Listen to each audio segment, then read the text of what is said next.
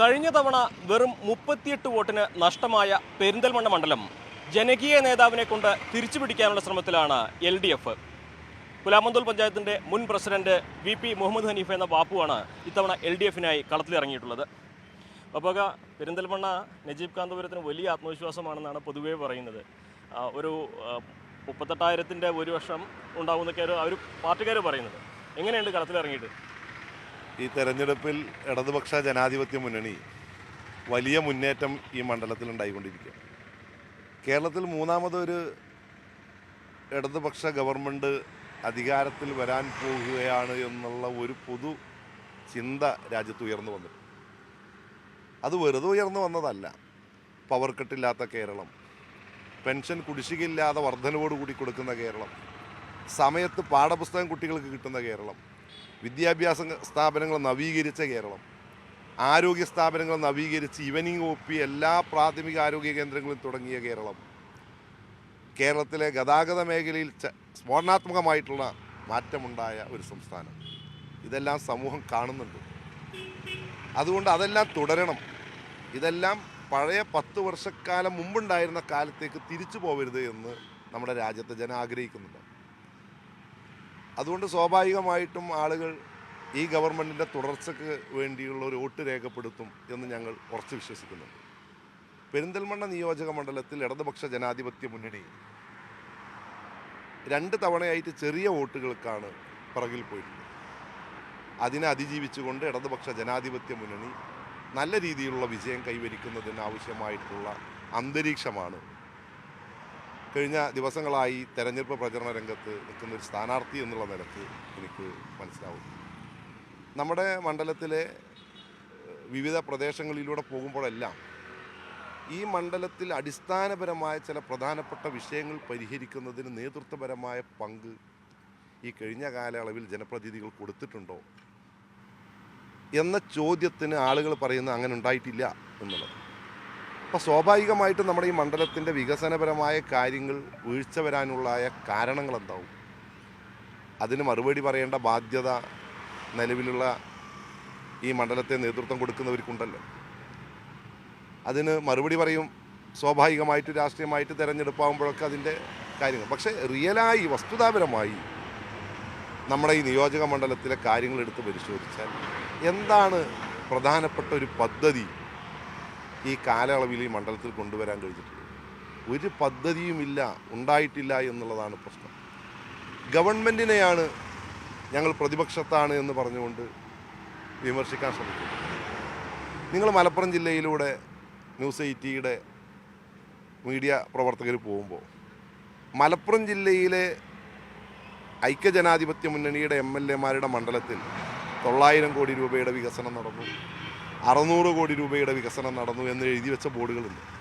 അപ്പോൾ അവിടെ പക്ഷപാതിത്വപരമായ നിലപാടുണ്ടായിട്ടില്ല. നജീബ് പറയുന്നത് ശ്വാസം മുട്ടിക്കുകയായിരുന്നു പിണറായി സർക്കാർ പെരിന്തൽമണ്ണ MLA-യും ഇവിടെ വികസന പ്രവർത്തനങ്ങൾ നടത്താൻ സമ്മതിക്കാതെ എന്നാണ്. പെരിന്തൽമണ്ണയിൽ നിന്ന് മേലാറ്റൂരിലേക്ക് പോകുന്ന റോഡിന് 100 കോടി രൂപയിലധികം അനുവദിച്ചത് പിണറായി വിജയൻ ഈ മണ്ഡലത്തിലോട് ചെയ്ത ശ്വാസം മുട്ടിക്കലായിരുന്നു. പെരിന്തൽമണ്ണ ടൗൺ നവീകരണത്തിന് കൊടുത്ത 59 കോടി രൂപ ഈ ഗവൺമെൻറ് ഈ മണ്ഡലത്തോട് ചെയ്ത ശ്വാസം മുട്ടിക്കലായിരുന്നു.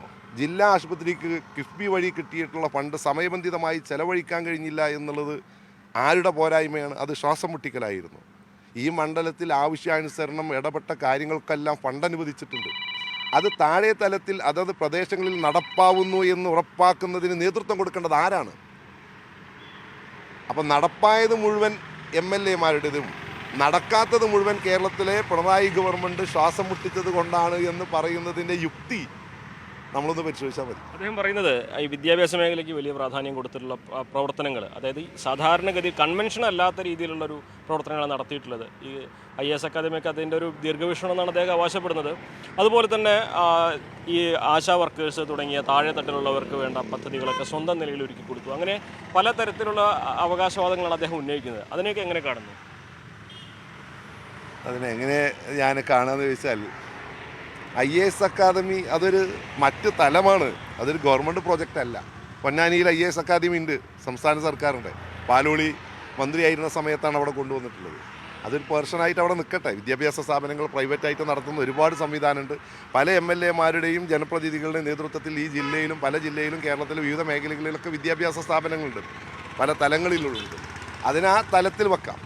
പക്ഷെ ആശാ അംഗൻവാടി വർക്കർമാരെ ഏതെങ്കിലും ഒരു പുതിയ കാലത്ത് ജനപ്രതിനിധി വന്നിട്ട് പ്രൊമോട്ട് ചെയ്തതാണോ? എത്ര വർഷമായി നമ്മുടെ രാജ്യത്ത് ആശാ വർക്കർമാർ നടക്കുന്നു? നിങ്ങൾ ഈ പഞ്ചായത്തിലെ പ്രാഥമികാരോഗ്യ കേന്ദ്രം പോയി കണ്ടിട്ടുണ്ടല്ലോ. അതിൽ ആശാ വർക്കർമാരുടെ വിശ്രമ മുറിയുണ്ട്. ആശാ വർക്കർമാർ, അംഗൻവാടി ടീച്ചർമാർ, ഹരിത കർമ്മസേനക്കാർ, അവർ കേരളത്തിലെ ഏറ്റവും താഴെ തലത്തിലെ ജനങ്ങളോട് മുഖാമുഖം നിൽക്കുന്ന കേരളത്തിൻ്റെ ശക്തിയാണ്. അത് ഒരാളും ഹൈജാക്ക് ചെയ്ത് കൊണ്ടുപോകാൻ കഴിയുന്നത് സാധനമല്ല. അത് നമ്മളുടെ ആളുകളാണ്. വികസന മുരടിപ്പ് തന്നെയാണോ പ്രധാനമായിട്ടും? വികസനത്തിൻ്റെ കാര്യത്തിൽ ഒരു നേതൃത്വപരമായ ഇടപെടലും MLA നടത്തിയില്ല എന്നുള്ളതൊരു വിമർശനമായിട്ട് അന്തരീക്ഷത്തിൽ നിൽക്കുന്നുണ്ട്, ആളുകൾ പറഞ്ഞു വെക്കുന്നുണ്ട്. അതിനെ അതിജീവിക്കാൻ ഞാനൊരു പ്രതിപക്ഷ MLA ആണ് എന്ന് പറഞ്ഞു വെക്കുകയാണ്. മലപ്പുറം ജില്ലയിലെ വളരെ പ്രധാനപ്പെട്ട പ്രതിപക്ഷ MLA-മാരുടെ മണ്ഡലത്തിലാണ് ഏറ്റവും കൂടുതൽ കിഫ്ബി ഫണ്ട് കിട്ടി എന്ന് പറഞ്ഞുകൊണ്ട് വളരെ അഭിമാനത്തോടു കൂടി സോഷ്യൽ മീഡിയയിലും ചാനലുകളിലും വന്ന് അഭിമുഖം നടത്തുന്ന MLA-മാരുണ്ട്. അവരോട് വിവേചനം കാണിച്ചിട്ടില്ലല്ലോ. മണ്ഡലത്തിൻ്റെ ആവശ്യങ്ങൾ മനസ്സിലാക്കി സമർത്ഥമായി ഇടപെട്ട് ആ കാര്യങ്ങൾ, ഈ ഗവൺമെൻറ്റിൻ്റെ വിവിധ പദ്ധതികൾ ഈ മണ്ഡലത്തിലേക്ക് ക്യാച്ച് ചെയ്ത് കൊണ്ടുവരുന്നതിൽ വലിയ ഗുരുതരമായിട്ടുള്ള വീഴ്ച സംഭവിച്ചു എന്നാണ് താഴെ തലത്തിൽ ജനങ്ങൾ ഈ തെരഞ്ഞെടുപ്പ് ഘട്ടത്തിൽ പറഞ്ഞു. രണ്ട് കാര്യം കൂടി. തദ്ദേശ തെരഞ്ഞെടുപ്പ് നോക്കുമ്പോൾ പെരുന്തൽമണ്ണ മണ്ഡലത്തിൽ വലിയ തിരിച്ചടി ഉണ്ടായിട്ടുണ്ട്. വോട്ടിൻ്റെ കണക്ക് നോക്കുമ്പോൾ 17,000 വോട്ടിലേറെ UDF മുൻപിലാണ്. അത് ഈ ഒരു തെരഞ്ഞെടുപ്പിലേക്ക് വരുമ്പോൾ ആ സാഹചര്യം മാറുമെന്ന് പ്രതീക്ഷിക്കുന്നുണ്ട്. പാർലമെൻറ്റ് തെരഞ്ഞെടുപ്പിൽ എത്രയായിരുന്നു? 30,000-അടുത്തായിരുന്നു. തദ്ദേശ സ്വയംഭരണ സ്ഥാപനങ്ങളിലേക്ക് വന്നപ്പോൾ അത് 15,000-ലേക്ക് ഒതുങ്ങി. സത്യത്തിൽ തദ്ദേശ സ്വയംഭരണ സ്ഥാപനങ്ങളിലേക്ക് നടന്ന തെരഞ്ഞെടുപ്പിൽ ഇടതുപക്ഷത്തിൻ്റെ പരാജയമാണോ അസത്യത്തിൻ്റെ വിജയമാണോ ഉണ്ടായത്? SIR പോലും പിണറായി ഗവൺമെൻറ് നടപ്പാക്കിയതാണ് എന്ന മർമറിങ് വീടുകളിലൂടെ എത്തിച്ച് അതിലൂടെ മൈനോറിറ്റിയെ തെറ്റിദ്ധരിപ്പിച്ച് പൊതുസമൂഹത്തെ ആകെ തെറ്റിദ്ധരിപ്പിച്ച് അസത്യപ്രചരണത്തിൻ്റെ വിളവ് കൊയ്തതാണ് തദ്ദേശ സ്വയംഭരണ സ്ഥാപനങ്ങളിലേക്ക് നടന്ന തെരഞ്ഞെടുപ്പിൻ്റെ റിസൾട്ട്. അതിനപ്പുറത്ത് ഈ രാജ്യത്തെ ജനങ്ങൾ ഐക്യ ജനാധിപത്യ മുന്നണിയുടെ രാഷ്ട്രീയ നിലപാടുകളെ നോക്കി നിന്നതുകൊണ്ടല്ല. തിരിച്ചടിയാവില്ല ഇത്തവണ. പെരിന്തൽമണ്ണ തിരിച്ചടി ഉണ്ടാവില്ല. ഒറ്റ കാര്യം കൂടി, പാർട്ടി ചിഹ്നത്തിലാണ് തവണ മത്സരിക്കുന്നത്. കഴിഞ്ഞ തവണ സ്വതന്ത്ര ഇനത്തിലായപ്പോൾ പാർട്ടിയുടെ വോട്ടുകൾ മുഴുവൻ കിട്ടിയില്ല എന്നൊരു വിലയിരുത്തലുണ്ടായിരുന്നു.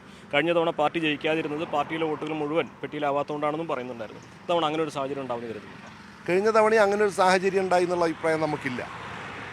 പാർലമെൻറ്റ് ഉപതെരഞ്ഞെടുപ്പ് ആ ഘട്ടത്തിലുണ്ട്. അതിലൊരു സ്വതന്ത്ര സ്ഥാനാർത്ഥി ഉണ്ടായിരുന്നു ഓട്ടോറിക്ഷ ചിഹ്നത്തിൽ. ആളുകളോട് ഓട്ടോറിക്ഷയ്ക്ക് വോട്ട് ചെയ്യാൻ പോയി ആദ്യം കാണുന്ന മെഷീനിൽ ഓട്ടോറിക്ഷയ്ക്ക് വോട്ട് ചെയ്തു. അങ്ങനെ കുറച്ച് വോട്ട് പോയിട്ടുണ്ട്. അല്ലാതെ പാർട്ടിയുടെ ആളുകളോ ഇടതുപക്ഷത്തിൻ്റെ ആളുകളോ വോട്ട് മാറി ചെയ്തു എന്ന് നമുക്കങ്ങനെ ഒരു അസസ്സിലെത്താൻ കഴിയില്ല. മറ്റൊന്ന്, പാർട്ടി ചിഹ്നത്തിൽ മത്സരിക്കുന്നു എന്നുള്ളത് പാർട്ടി സുഹൃത്തുക്കൾ, നമ്മുടെ നാട്ടുകാർക്കൊക്കെ കുറച്ചുകൂടി ഒരു ആവേശം ഉണ്ടാവും, വലിയ മുന്നേറ്റം ഉണ്ടാകും. എൻ്റെ പഞ്ചായത്ത് പുലാമന്തോളാണല്ലോ. 30 വർഷക്കാലമായിട്ട് പ്ലാമന്തോളിലെ പൊതുരംഗത്ത് 10-20 വർഷക്കാലമായി ജനപ്രതിനിധിയായി നിന്നിട്ടുണ്ട്. നിങ്ങൾക്ക് അളന്നു നോക്കാമല്ലോ. ഞാനെന്ന് പറയപ്പെടുന്ന ഒരു ജനപ്രതിനിധിയിലൂടെ ആ പഞ്ചായത്തിലകത്ത് നടന്ന വികസന പ്രവർത്തനങ്ങൾ നിങ്ങൾക്ക് വിലയിരുത്താം. കൂട്ടത്തിൽ ഏതെങ്കിലും ഒരു പദ്ധതിയിൽ ഏതെങ്കിലും ഒരു കാലത്ത് 1 രൂപയുടെ ക്രമക്കേട് എൻ്റെ കൈകളിലില്ല എന്ന് അഭിമാനത്തോടു കൂടി ജനങ്ങളുടെ മുന്നിൽ വരും. ആത്മവിശ്വാസമാണ്. വളരെ ആവേശത്തോടു കൂടിയുള്ള തെരഞ്ഞെടുപ്പാണ്. ഈ തെരഞ്ഞെടുപ്പ് ഏറ്റവും നല്ല രീതിയിൽ സമാധാനത്തോടു കൂടി നല്ല രാഷ്ട്രീയം ചർച്ച ചെയ്തുകൊണ്ട് നല്ല വികസനം ചർച്ച ചെയ്തുകൊണ്ട് ഈ തെരഞ്ഞെടുപ്പ് വളരെ ആവേശത്തോടു കൂടി മുന്നോട്ട് പോകണം. ഉജ്ജ്വലമായ ഒരു വിജയം ഇടതുപക്ഷ ജനാധിപത്യ മുന്നണിക്ക് അനുകൂലമായി സംസ്ഥാനത്തുണ്ടാകും. അതോടൊപ്പം നിൽക്കുന്ന ഒരു MLA ഈ മണ്ഡലത്തിൽ ഉണ്ടാകണമെന്ന് ജനം ആഗ്രഹിക്കുന്നുണ്ട്. ആ ജനത്തെ എല്ലാം ചേർത്ത് നിർത്തിക്കൊണ്ട് ഉജ്ജ്വലമായൊരു തെരഞ്ഞെടുപ്പ് വിജയം ഉണ്ടാകുമെന്ന് ഉറച്ച വിശ്വാസത്തിലാണ് ഞങ്ങൾ.